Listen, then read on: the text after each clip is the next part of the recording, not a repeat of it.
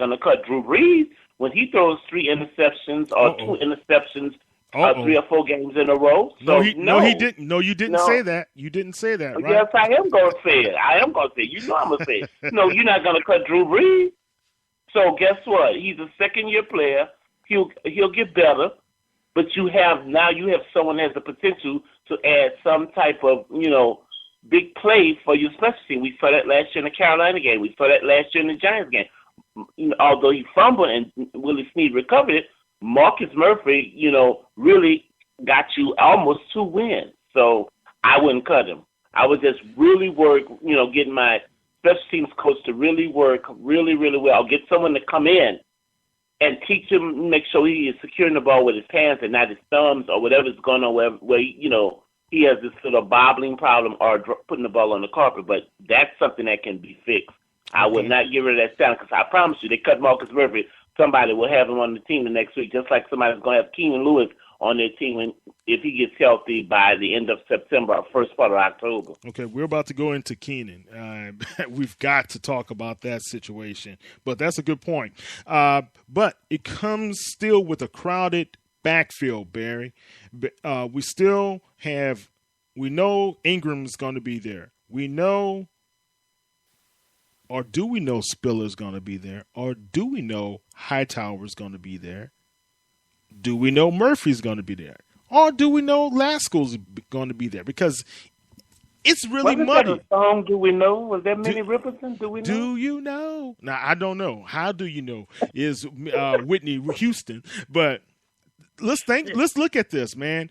I'm thinking we've got Hightower who didn't even see a snap, if I'm not mistaken, in that Texans game. Is he on the way out? What's going on there, Bear? I don't think he's on the way out. Matter of fact, I want to say yesterday he had what Mick Underhill, the advocate, called a spirited practice where he was, jawing with defenders and notably running harder. My guess is because he was a little miffed that he didn't see any playing time against the Texans. But I just think he's a veteran guy, and he's somebody that, should, God forbid, because, Ingram gets hurt every year, that if Ingram got hurt, they're going to need a workhorse, quote unquote. And even though I think Lasco eventually might be a guy who winds up becoming a workhorse down the line, if they keep him, assuming they keep him, which I think they are,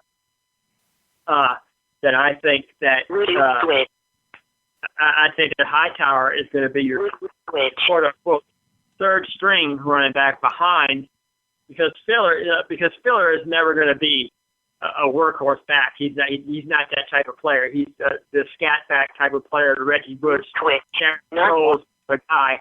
So he's always going to fill that role. I don't think he's going anywhere. I know I saw the speculation on social media, an article that was put out, I think, by the guy that covered 32 or Yahoo. The guy who wrote it is Yahoo, but that's a whole nother story. But there's no basis, there's no foundation for that. He's looked good from everything I've seen, and I'll finally get to see it myself Friday night. But from all accounts that I've seen, with people close to the team, they say that Spiller's looked great, that he's looked a step quicker, he looks healthy. He looks noticeably different from last year, where he just played hurt majority of the year, or still had a lingering issue that he brought with him from Buffalo. But apparently he's had a whole off season to heal, and they say he can make those cuts again. He looks good. As good as he can. He's up. He's 28, 29 years old now. He's not the 21-year-old kid. Two-time All-American at Clemson that we saw, set the college football world on fire about a decade ago. Now he's pushing 30, so he's not quite as nimble as he was when he first came out of Clemson, but still a very dangerous player. So I don't think he's going anywhere. So if you go Ingram 1, Spiller 2, Hightower 3, that's where you start getting interesting, is behind those guys. Because as you alluded to, Kyle, there's Lasco, the 7th round pick, who's looked really good, And who I got news for Saints fans who maybe don't realize that they hadn't figured it out by now. That kid is not just a third down or specialty back. That kid can play all three downs. That kid can play power back. Yeah. He can be your lead back or your power back. He did it at Cal. Now he had a lot of highlight plays where he had some long runs, and he's actually a pretty decent little catcher out the backfield too. But make no mistake about it, Daniel Lasco is a three-down back. He might not look the part. No. Hey, Barry, Barry, I got to say it. I was surprised how big he was when I was in the end zone. Exactly. He came closer to us. I was surprised. For some reason, you just don't think he's that big. But when you see him, and when you see him run over people, I wrote the article a few weeks ago about how he ran over people like a Mack truck. I mean, this kid, and I made the comparison to Reuben Mays. And if you remember, when Reuben Mays first came into the league, when Jim Moore drafted him, Reuben Mays had that ability to where he could run over a guy or he could break away from a guy for a long run, 65, 70-yard run. Right. And if you look at Lasco's style of play, that's what he looks like, to me anyway. I mean, because I'm always trying to use old school guys from the 70s, whatever, to make comparisons to today's game, because that's the era I grew up in, so that's the era that I make my comparisons to. And of course, in 1982. And that's who Daniel Lasco reminds me of. He reminds me of Reuben Mays. Yeah. And he plays like Reuben Mays. And there's going to be a game. I don't know if he's going to get the chance, depending on how the Saints utilize him. But there's going to be a game where he's going to run over. He's going to literally run through somebody and run right over them and then take it to the house for about 65, 70 yards. Yeah. And the first thing you got to say to yourself, where have I seen that before? And then you got to think 1986, 1987, Jim Moore Saints, and you got to remember number 36, Reuben Mays. That's who he reminds me of. So I think he makes his team. Well, if he makes the team, then what's going to happen with Murphy, right? Yeah, that leaves two players, one spot, which is Marcus Murphy and Travaris Cadet. Travaris Cadet is the veteran. We know that he's a favorite of Coach Moore because he too can return kicks. Don't forget, Travaris Cadet can return kicks. But to me, where Cadet has the advantage is that he can actually play running back. Now, he's not a three-down back. But if you needed to give him a carry, on second down, first, he could do it.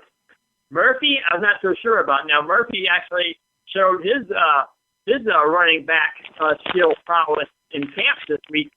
He had like a 55-yard touchdown run untouched during practice earlier in the week. So make no mistake, Murphy can play running back if he has to, but his niche, so to speak, is as a kick returner.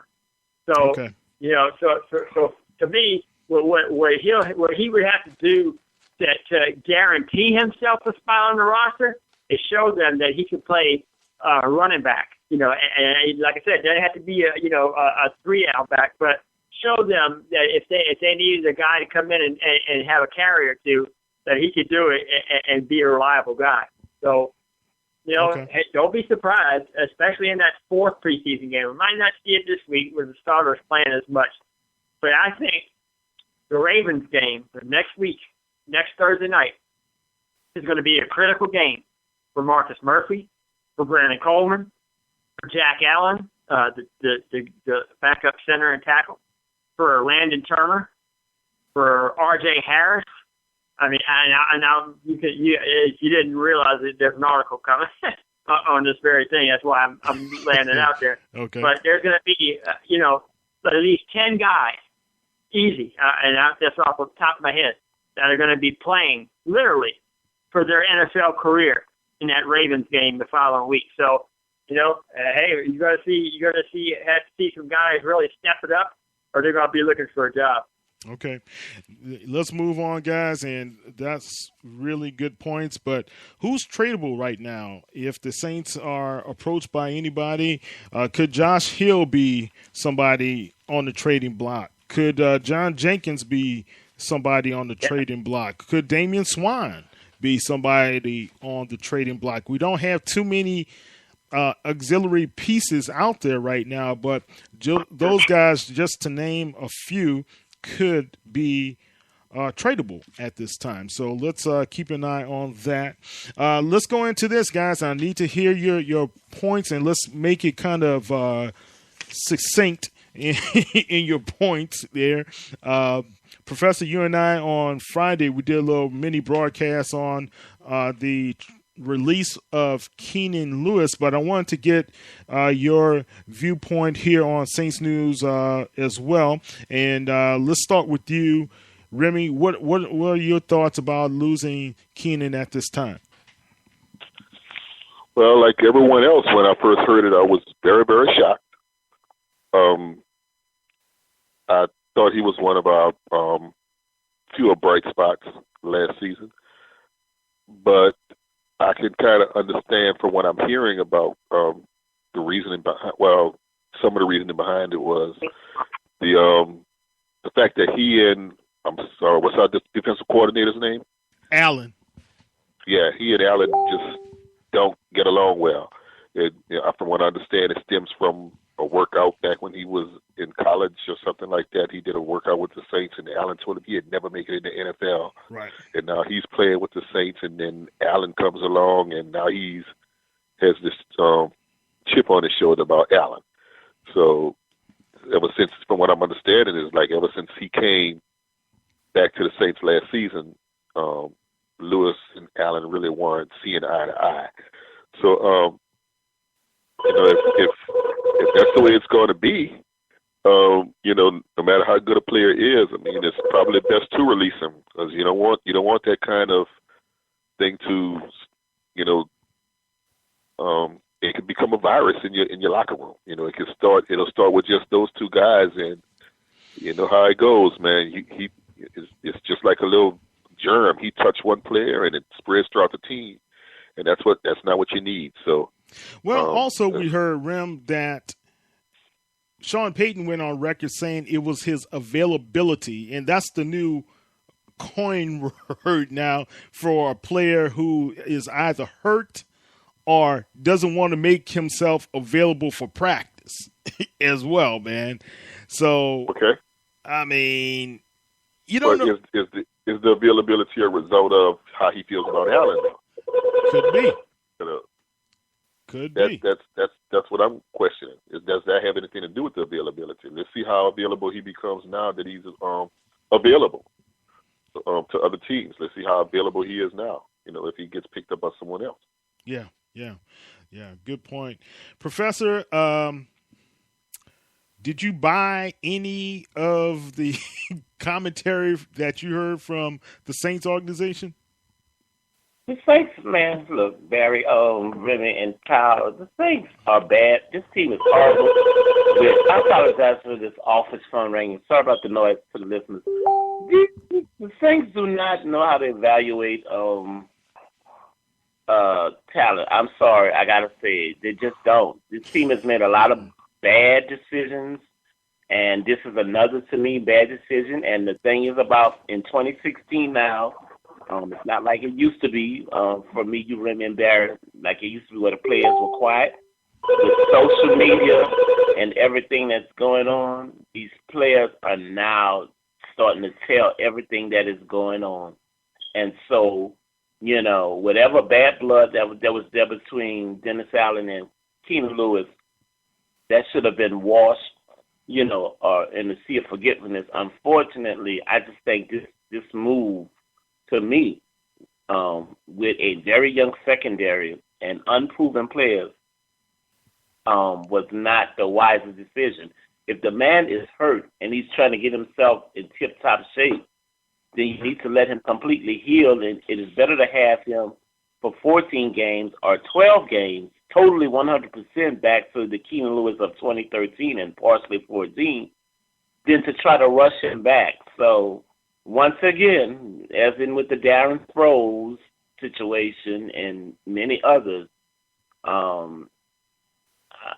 the Saints, I just question a lot of the decisions this team makes now. It just It doesn't add up. Questionable